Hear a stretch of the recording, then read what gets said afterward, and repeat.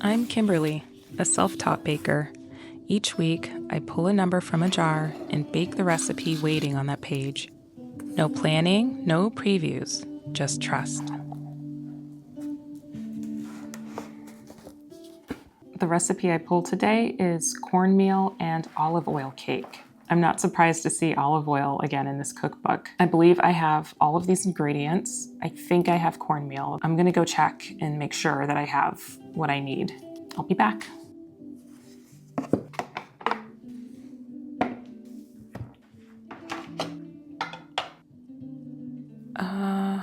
I don't know if this is finely ground yellow cornmeal or not, but it's gonna have to do.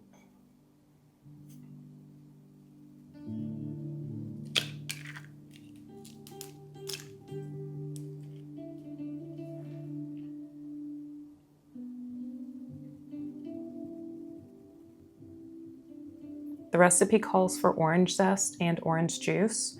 I only have blood oranges, so I'm pretty sure it'll be fine. It might give the cake a bit of like a tint, like a pinkish tint, maybe. It might not be enough to affect the color, but we'll see.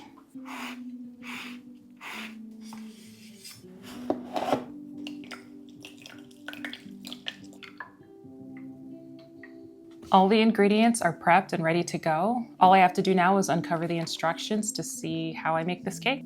Okay, so we're preheating the oven, which is pretty standard for any cake recipe. And it looks like it's a loaf cake because we're putting it in a 9 by 5 inch loaf pan. I think I have an 8 by 5.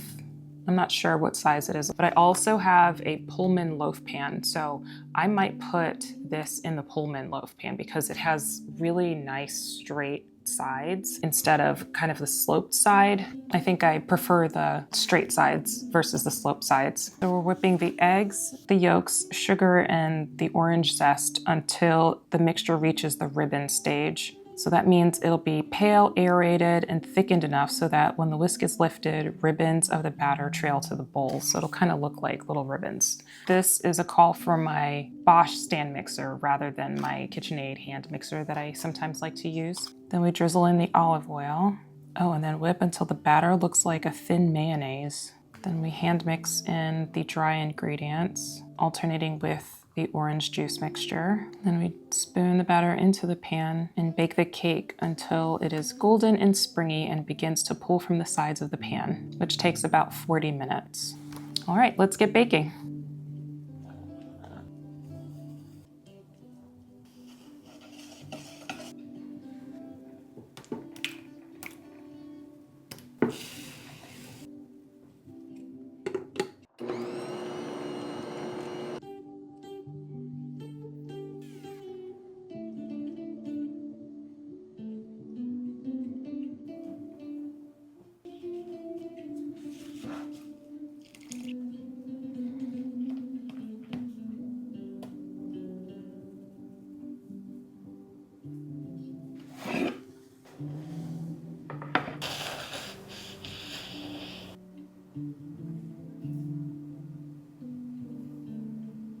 The cornmeal and olive oil cake has cooled. I'm gonna be honest, I was a little bit worried because I tested a recipe a couple of years ago and it was a blood orange cookie recipe and it turned green and it tasted terrible. It was because the blood orange had a reaction with the baking soda and it ended up turning my cookies green. So I was very worried when I put this in the oven. Thankfully, it did not, but I still have to try it to make sure that it didn't still have some kind of reaction. Without further ado, let's have a taste.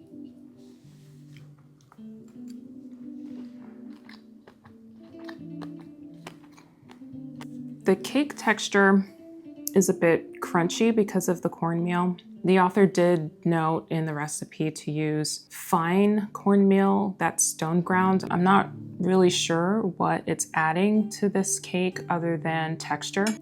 There's no strong corn flavor. There's definitely a crunchy texture to it. I'm not sure if that was the intention of the author. Also, the blood orange and the olive oil is surprisingly isn't very strong in this cake. I was thinking because how much this author loves olive oil that it would have a very strong olive oil forward taste to it, and it doesn't. Everything seems to be very balanced in this. Honestly, it works. It's a really delicious base layer cake. The author did also mention that she recommends different types of toppings depending on the season. She did say that blueberries and whipped cream or creme fraiche would be good with this, and I could definitely see this being paired with something else. It's pretty good on its own if you like cake with your coffee or tea. It's nothing fancy, really. This is something that came together very fast. It was very easy to put together. The texture is kind of throwing me off a little bit because of the cornmeal. That could just be my fault. I would definitely sift this just to get some of the coarser grains out of the cornmeal. I think getting that out might help with the texture a little bit more. The bake time on it, I found I needed to keep it in for an additional 20 minutes. When I checked at the 40-minute mark, the outside was very brown and the inside was still pretty raw. This is not dry at all. It's very moist. It's also springy, like a spongy cake. It's a really good texture. The crumb is a tight crumb. It's a dense crumb, similar to a pound cake. Thank you for joining me while I trust the process. If you'd like to bake along, you can find a link to the cookbook in my caption. Make sure you hit subscribe so you don't miss another episode. Take care, and I'll see you next time.